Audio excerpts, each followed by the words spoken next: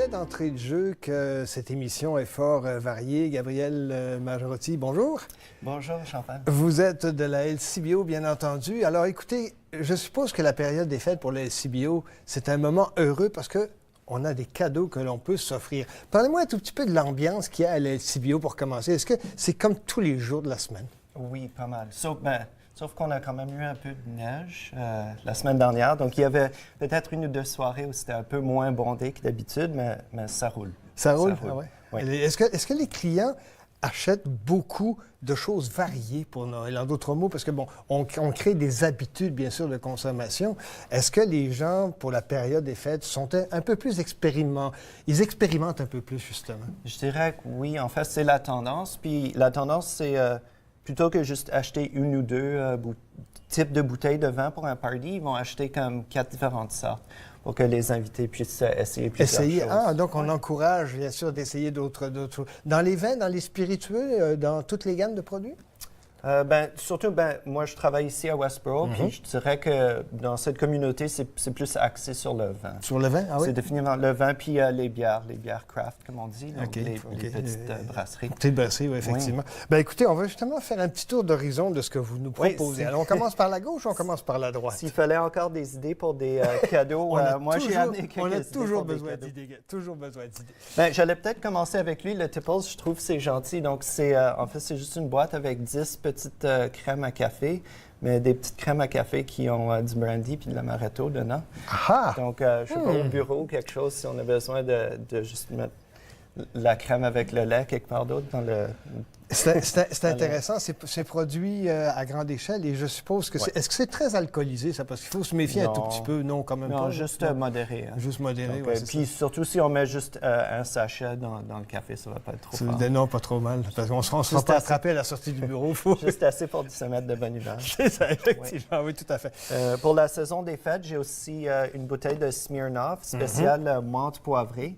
Puis lui était quand même rigolo parce que c'est la bouteille, comme on dit, scratch and sniff. On va pas trop Je sais pas si on peut... on va pas trop la bouger, effectivement. Si tu la grattes, ça sent la menthe poivrée. Voilà, effectivement.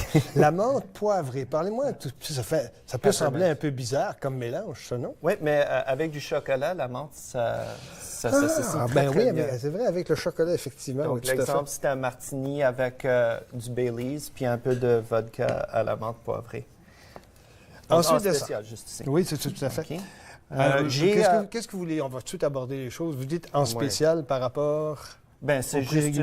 non, c'est juste disponible, disponible, OK, à ce temps-ci de l'année. OK, parfait. OK, parfait dans ce sens-là. OK, parfait, oui, tout à fait. J'ai des cadeaux pour amateurs de vin, par exemple. Maintenant, on offre souvent des genres de boîtes cadeaux comme ça. Lui, il est pas mal beau, je trouvais. Donc, on a 2 bouteilles de vin. Puis, on va l'ouvrir un tout petit peu en angle. Oui, c'est ça, effectivement. On a 2 bouteilles de vin d'Argentine ici.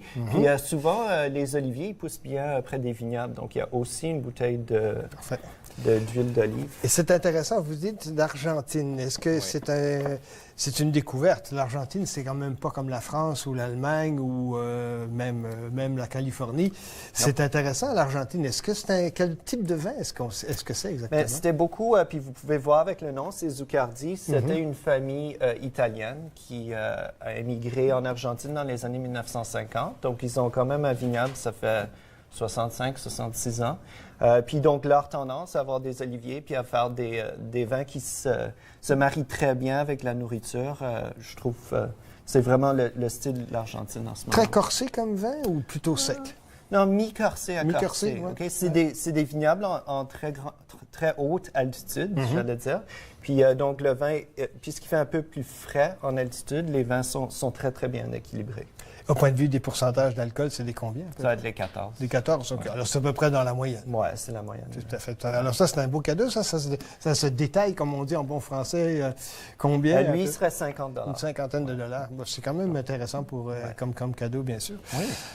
Pour l'amateur de bière, c'est Railway City. Ça vient de Saint-Thomas, qui est juste au sud de la ville de Londres. Donc, il y avait beaucoup de stations ferroviaires dans la ville. Ici, donc, il y a trois bières différentes dedans, une IPA, une stout, puis une bière ambrée au canneberge, en plus d'un d'un verre, puis lui serait 13,95. Alors, faites-nous la différence entre ces 3 types de bières-là. C'est quoi la caractéristique de chacune de ces bières-là? Parfait. La IPA est très amère, puis assez forte en alcool. C'est vraiment beaucoup de saveurs très, très puissantes. La Stout, c'est décrit comme une Stout au charbon, parce que c'est vraiment une couleur très noire, très profonde, puis aussi très corsée. Puis une ambrée avec des arômes de canneberge, parce qu'ils vont mettre des canneberges dans... On met à peu près tout ce qu'il faut maintenant dans la bière. On Oui. peut mettre des canneberges, on peut mettre des bananes, on peut mettre de tout. Oui, des fruits, ça rajoute toute une autre dimension. Toute une autre dimension, oui, effectivement, tout à fait. Qu'est-ce que vous préférez? Donc, ceux-là, c'est les IPA. Oui, J'aime les IPA, bières ouais. amères. Ouais.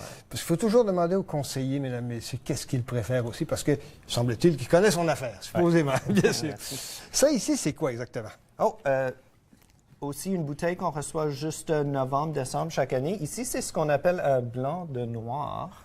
Un blanc de noir. Donc, Alors, on a besoin d'explications, Gabriel. C'est un vin blanc mousseux élaboré à 100% avec du pinot noir, qui est un cépage rouge. Oui, Okay? tout à fait. Donc, on va laisser très peu de contact avec la peau du raisin pour garder un liquide clair. Puis donc, j'ai 2 styles. Ici, comme ils disent, de l'or blanc ou en platine, la bouteille, donc un blanc de noir. Puis j'ai aussi une qui est une bouteille dorée, puis c'est un blanc de blanc. Avouez, mesdames, messieurs, que c'est un bel emballage. Franchement, c'est un très bel emballage. Quand on voit ça sur les rayons, on est plus qu'attiré, parce qu'évidemment, on voit notre propre réflexion, bien entendu. Mais ça a l'air vraiment, vraiment, vraiment intéressant. Et on termine avec ceci. C'est Oui, quoi, ça? voulez-vous l'ouvrir? Ça Tout s'ouvre à ici fait, comme, voilà. comme un livre. Donc, pour l'amateur de whisky, pour l'amateur de spiritueux, j'ai un très bel emballage cadeau de Bruichladdich, puis avec 3 styles extrêmement différents de whisky écossais dedans.